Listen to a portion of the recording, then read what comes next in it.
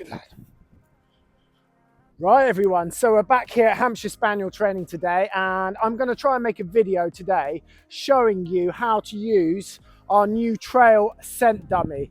I've had a few videos in the past where I've covered how to put scent down and using retrieves, but I'd had a few messages after my last video asking me if I could break down how to put scent down and how to use balls with that. So that's what I'm going to try and do for you guys now. Come on, Charlie.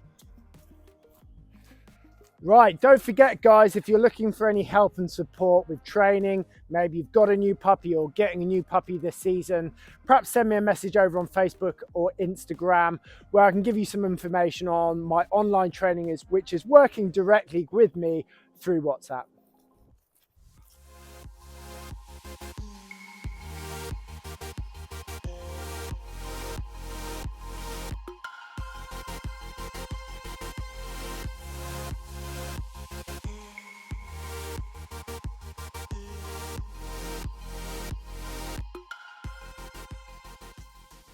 Right guys, so I'm going to spend a bit of time showing you and breaking down the parts that I do to use our trail scent dummy, how to get scent down for the dog so we can then encourage it to hunt. I've talked about this previously.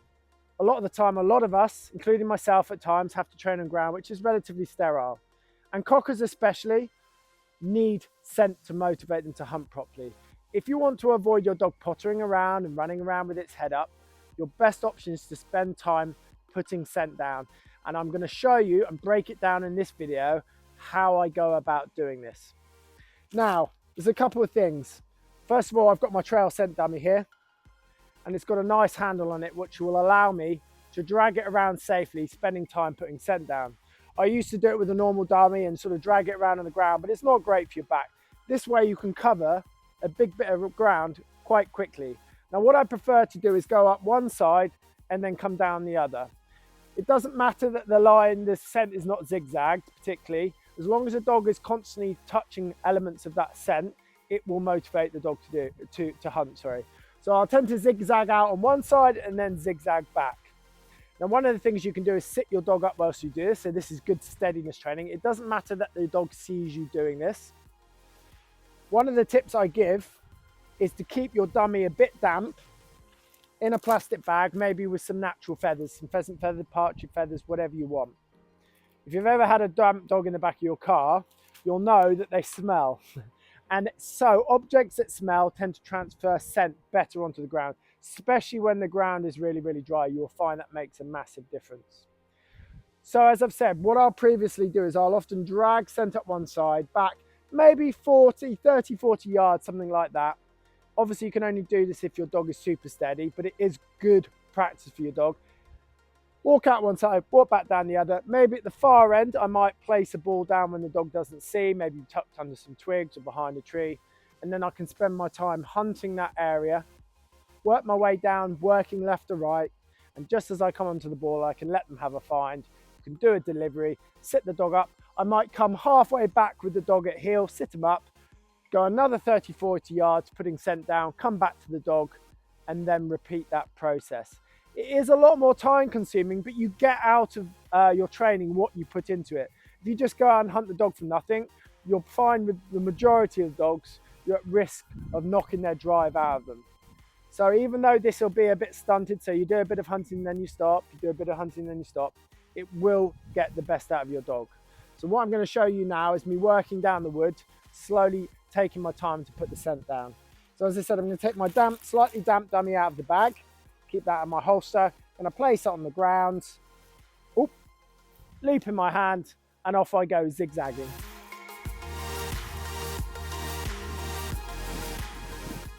So while you do this, take your time to cover the ground left and right of you. What I would suggest is that you do constantly watch your dog to make sure that they're sitting quietly and paying attention.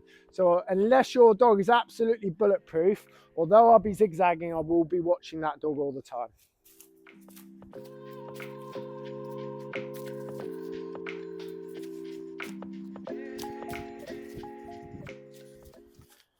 So as you come round, maybe the furthest point out from your dog, maybe there's a few trees blocking, this is your ideal chance to very casually drop the retrieve. Don't make a big deal out of it, otherwise the dog is likely to see you do it. So as I'm dragging this retrieve down, I'm just probably going to casually drop the ball around behind the back of me.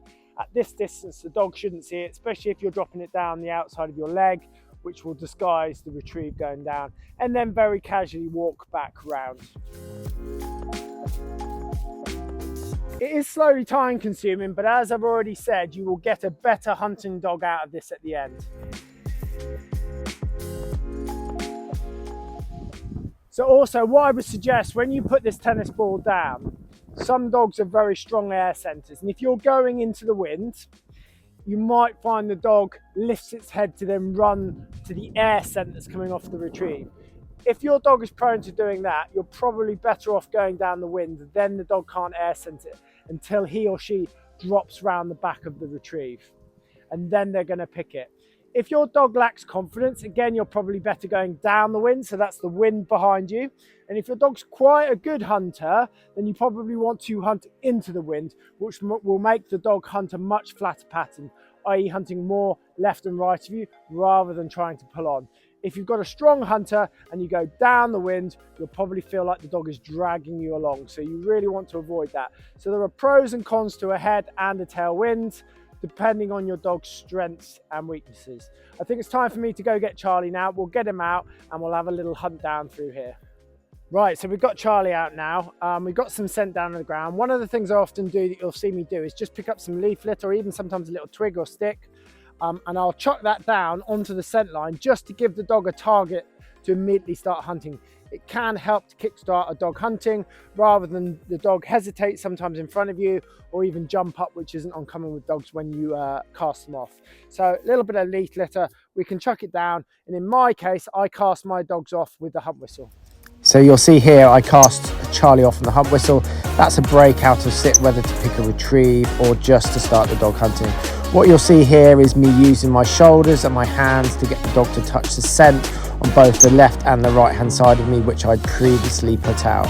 So when I'm moving around, I'm really conscious about how I use my shoulders and my hand.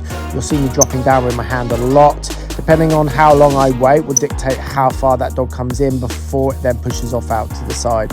So if I really stubbornly stay down, the dog will come right in. Sometimes the dog will come halfway in, and I'm happy with that, and I push the dog out to the left and the right. I previously put some scent under this tree here, so I'm encouraging him to hunt that with a little bit of hunt whistle. I will dispose with that hunt whistle eventually, apart from when picking retrieves. But at this stage, although Charlie's a year old and can do pretty much everything, I'm still in training with him, so I'm still doing these things at opportunities when I have them. It's still training after all.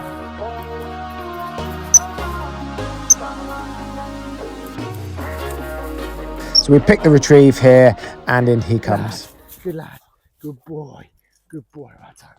Good boy, good boy. Sit. Anyway guys, I hope this video has been some help. Take your time with your training. Don't rush it. Be precise, be patient, be methodical. Anyway, I hope you've enjoyed this video. Don't forget to subscribe, guys, and like. Any questions, stick them in the description below. Otherwise, happy training, guys. Come on, Charlie.